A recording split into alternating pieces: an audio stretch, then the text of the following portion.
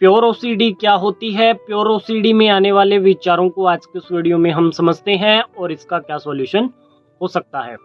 नमस्कार दोस्तों, AB mind training centre की तरफ से मैं आप सभी का हार्दिक स्वागत करता हूं। आज के इस वीडियो में हम बात करने वाले हैं प्योर ओसीडी के बारे में। बहुत सारे लोगों को ओसीडी होती है परंतु उन्हें समझ में नहीं आता कि कौन सी ओसीडी होती है, क्योंकि ओसीडी मतलब बहुत सारे लोग इतना ही समझते हैं कि चेकिंग करना, साफ सफाई करना ही ओसीडी होता है। इसके अलावा और भी बहुत तरीके की ओसीडी होती है और जिसके अंदर से एक ओसीडी है प्योर ओसीडी। प्योर ओसीडी के अंतर्गत क्या होता है कि आपको जो भी थॉट आ रहा है ना, वो किसी एक वे में नहीं आता, वो थोड़े थोड़े टाइम के बाद अपना क्राइटेरिया चेंज करता है।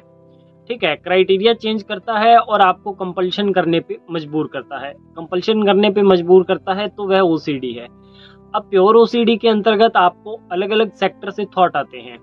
तो जब यह थॉट अलग अलग सेक्टर से आपको आते हैं तो यह आपके लिए परेशानी पैदा करते हैं।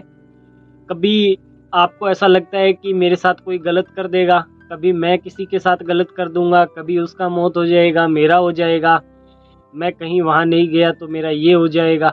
इस तरीके के थॉट घूम घूम करके अलग अलग सेक्टर से चलते हैं। ठीक है, तो कोई एक सेक्टर में इसके अंतर्गत थॉट नहीं आते, अलग अलग सेक्टर से थॉट आते हैं। और फिर क्या होता है कि आप इसके ऊपर चिंतन करते हो कि अगर ऐसा नहीं हुआ तो ऐसा हो जाएगा, अगर मैंने ये ऐसे ढूंढ करके मैंने ये नहीं किया तो फिर वो हो जाएगा, और अगर मैंने वो नहीं किया तो ये हो जाएगा, और अगर मैंने ये कर दिया तो फिर मुझे वो करना होगा। ये इस तरीके से आप इसके अंतर्गत करते रहते हो। तो इस सब बातों को आपने समझना है। अब क्या होता है कि जब आपको इस तरीके का चिंतन होता है ना, तो तीसरी स्टेज इसके अंतर्गत आती है कि आप क्या करने लगते हो, आप इसके अंदर कुछ ऐसा एक्शन लेकर के अपने आप को सेटिस्फेक्शन देने की कोशिश करते हो, जिसको हम कंपल्शन बोलते हैं। तो कंपल्शन करने का सबसे जो मेन उद्देश्य होता है वह यही होता है कि आप कुछ ऐसी एक्टिविटी करो जिसके माध्यम से आपको राहत मिले। ठीक है, परंतु वो जो राहत होती है वह झूठी राहत होती है, टेम्पररी राहत होती है। वह आपके दृष्टिकोण में तो राहत है परंतु वह राहत नहीं है। पीछे मैंने एक वीडियो में बोला भी था ना, ओसीडी विचारों की गुगली, उसके अंदर मैंने ये बात अच्छे से समझाई है। ठीक है, वो जो राहत है ना वह टेम्पररी राहत है और वह राहत है ही नहीं। क्योंकि आप एक ओसीडी सफरर हो तो आपके लिए वह राहत है, परंतु एक्चुअल में वह राहत नहीं है। इस बात को समझना है आपने। तो जब आप इसमें चीज़ों को सर्च करके और सेटिस्फेक्शन ढूंढते हो ना, जैसे चिंतन करने के बाद में अगली स्टेज में आप उसके अंदर सर्च भी करोगे और सेटिस्फेक्शन ढूंढोगे। ठीक है, जिसको हम टेम्पररी कंपल्शन कहेंगे। तो उसके अंदर आपका सर्च करना भी होता है। आप सर्च करते हो और उसके बाद टेम्पररी सॉल्यूशन ढूंढते हो। तो उसके बाद में आप क्या करते हो कि आप अपने इन विकृतियों को दबाने की कोशिश करते हो और इनको ऐसा दबाते हो, जो आपके थॉट है, जो आपकी फीलिंग्स है, आप उसको दबाने की कोशिश करते हो कि यह दोबारा से उभर करके सामने ना आ जाए, यह दोबारा से उभर ना जाए, ये दोबारा से एक्टिव ना हो जाए। इसको दबाने की फिर कोशिश करते हो और बहुत हद तक आप दबा भी लेते हो। बहुत सारे लोग बोलते हैं ना, मेरी ओसीडी 2 महीने के लिए ठीक होगी परंतु अब मेरे को दोबारा प्रॉब्लम होने लगी। तो उन्होंने अपनी ओसीडी को दबाया ही तो है, तो वह इन विकृतियों को दबाने की कोशिश कर लेते हैं और जितना वह दबाने की कोशिश करते हैं बाद में वह उतनी ही ज्यादा फूट करके बाहर निकलती है और अंदर ही अंदर उन्हें प्रताड़ित करती है। तो ये जो खुद से सॉल्यूशन लगाते हो ना, ये बहुत ही गलत सॉल्यूशन है इसके अंतर्गत। इस बात को आपको समझना है। ये जो चीज आप कर रहे हो, अपनी विकृतियों को दबा रहे हो, यह बहुत ही गलत सॉल्यूशन है। अब जब आप इन विकृतियों को दबाने की कोशिश करते हो, दबा भी लेते हो बहुत हद तक, तो क्या होता है कि इसके अंदर और ज्यादा चिंता पैदा होती है। ठीक है, अब और ज्यादा चिंता पैदा होगी तो फिर और ज्यादा नुकसान होगा। मैंने पहले ही बोला ना कि इसके अंतर्गत परेशानी होती है। तो जितना आप इसको दबाओगे उतनी ज्यादा आपको परेशानी होगी और आप इसको दबाते हो तो फिर चिंता पैदा होती है। चिंता पैदा होती है तो फिर आप और ज्यादा प्रताड़ित होते हो और ओसीडी आपकी प्रगाढ़ रूप ले लेती है।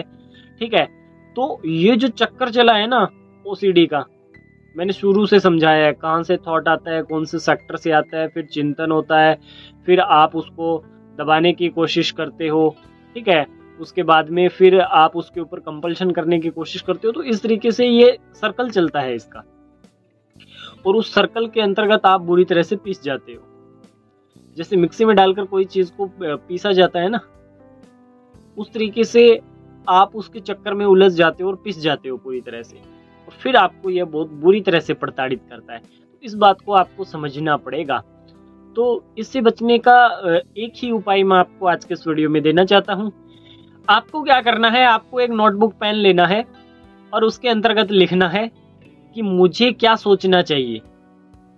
आपको क्या सोचना चाहिए, ये इतना तो पता ही है, इतना तो पता ही है आपको कि आपको क्या सोचना चाहिए। क्या सोचना चाहिए आपको, क्या सोचना चाहिए, क्या करना चाहिए और क्या लिखना चाहिए, वह उसके अंदर लिखना है आपको। ठीक है, कि आपको क्या सोचना है, क्या सोचना है आपको।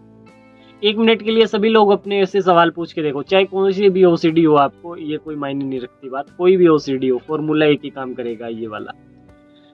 क्या सोचना चाहिए आपको,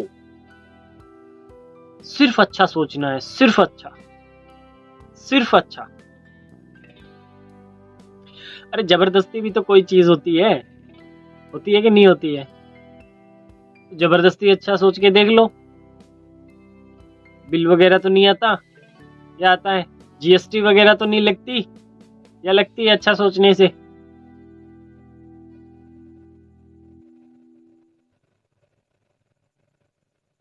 ये चीजें हैं, इनको अप्लाई करके देखो, फिर देखो आपको कितना अच्छा खासा रिजल्ट मिलता है।